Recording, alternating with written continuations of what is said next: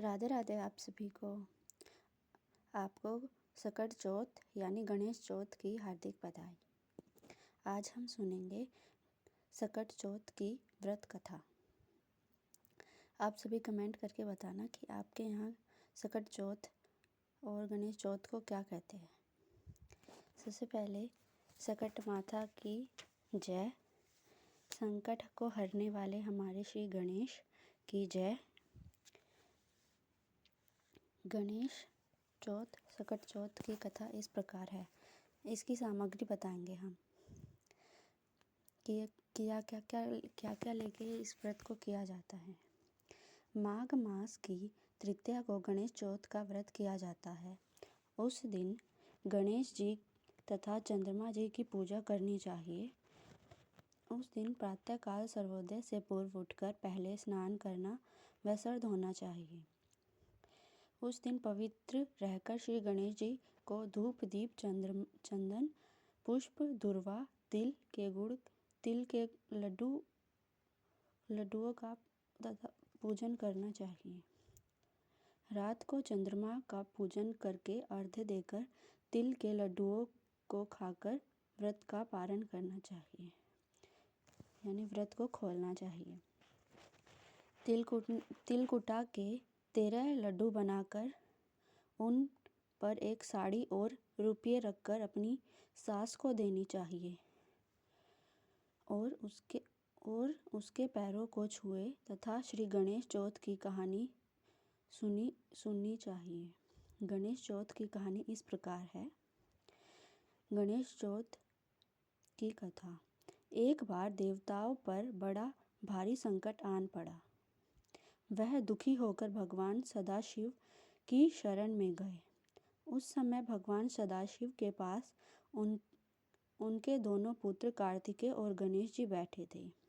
तब भगवान श्री सदाशिव ने उन दोनों से कहा, हे पुत्रों, तुम दोनों में से कौन जो सामर्थ्य रखता है वो इस देव कार्य को संपन्न करे, और जो इस देव कार्य को संपन्न करेगा वह सब देवों में बड़ा माना जाएगा। तो कार्तिकेय भगवान बोले, पिताजी, मैं देव सेनापति हूँ, यह कार्य मैं शीघ्र कर दूंगा। इसके बाद आप मुझे सबसे बड़ा देवता घोषित कर दीजिएगा। भगवान सदाशिव ने उनकी बात सुनकर श्री गणेश जी से कहा, बेटा, तुम क्या सोच रहे हो? श्री गणेश जी बोले, पिताजी, यदि आपकी आज्ञा हो तो मेरे लिए यह काम रत्ती भर भी कठिन नहीं है। बड़ा आप चाहे किसी को भी बनाए, मगर काम मैं स्वयं अपने पुरुषार्थ से करूँगा। इस पर भगवान सदाशिव हंसे और उन्होंने कहा, तुम दोनों में से जो भी पहले पृथ्वी परिक्रमा करके आवेगा वही सबसे बड़ा देवता माना जाएगा। यह सुनकर कार्तिकेय मोर पर सवार होकर रवाना हुए। गणेश जी ने अपना मूषक संभाला और उस पर बैठकर माता पिता भगवान सदाशिव और श्री पार्वती जी के धीरे धीरे 3 परिक्रमा की और भक्ति सहित माता पिता को प्रणाम करके उनके चरणों में बैठ गए। उधर कार्तिकेय जी स्वामी ज्यों अपने मोर को आगे दौड़ाते थे, उन्हें चूहे के चरण चिन्ह आगे ही नजर आते थे।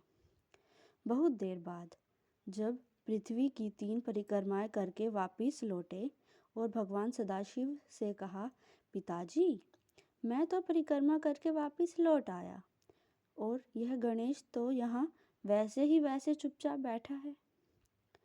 भगवान सदाशिव ने श्री कार्तिकेय जी से कहा, बेटा कार्तिकेय, तुम हार गए। बेटा गणेश, तुम इसे बताओ कि तुमने क्या किया है। इस पर श्री गणेश जी ने हाथ जोड़कर कहा, हे देव, माता जी की आत्मा में संपूर्ण पृथ्वी मंडल और पिता के शरीर में धर्म निवास करता है। इनकी सेवा न करके जो अज्ञानी दूसरे तीर्थों पर भागता फिरता है, इससे आप ही बतलाइए कि क्या फल मिल सकता है। इसके अतिरिक्त आप सर्वभूत पतिदेव और माता जी जगजननी जगदम्बा है। इसीलिए जो मैंने आपकी 3 परिक्रमाएं की है। भगवान सदाशिव कहने लगे, बेटा गणेश, तुम धन्य हो। तुम विघ्नराज पद पाने और उनके देवों के सबसे पहले पूजा करवाने के अधिकारी हो। जाओ, तुम विघ्नों का दमन करके